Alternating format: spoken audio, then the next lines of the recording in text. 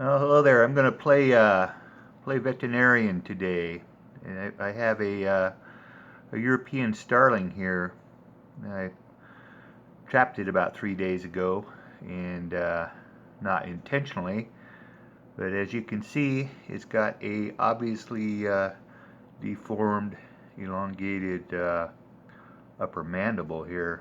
It's about extends about 3/4 of an inch beyond the lower mandible, and it should be about the same length, maybe just a hair longer.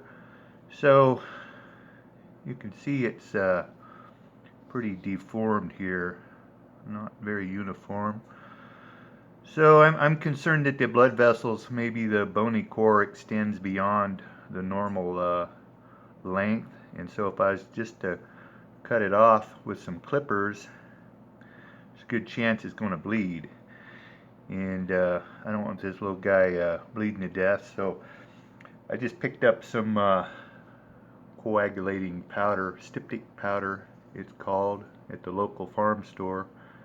It was kind of expensive, but I can have it on hand for other purposes. So I've got this ready with some Q-tips to apply to it in case it does start bleeding.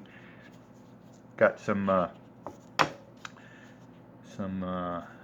nail clippers that I just cleaned, so they're hopefully more sanitary than this little bird's beak.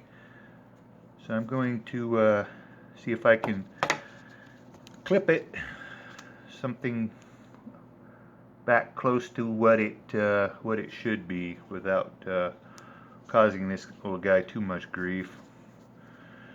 So I'm going to give it 2 clips so it has a point on it. These starlings feed largely by probing the soil with their beaks. They jam it in with their beak closed, and then they have real strong muscles in their jaws to open their beaks while it's stuck in the dirt and whatnot, and that exposes little critters in the soil that they then eat. So it's important that they have a fairly sharp beak in order to probe the dirt like that effectively.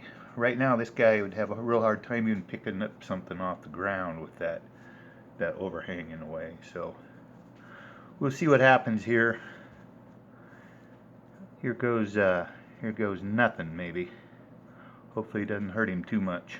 I'll do one side, and then if he survives that, I'll do the other. All right. Huh. Not much happened there. No blood. So that's great so far. I'm gonna see if I can put a point on it here.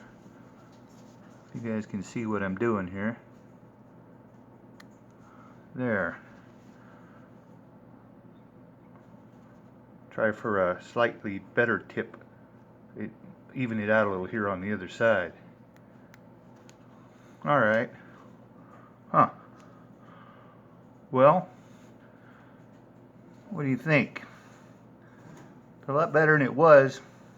Like the bottom mandible was a little bit dull, so seems like it should have been sharper too, but it's the right length now, at least a lot closer to match the lower mandible, and no blood whatsoever. So that's pretty awesome. I'm going to put him back in his cage with some food and water and make sure he's okay for another day or so, and then he's going to get released if all goes well.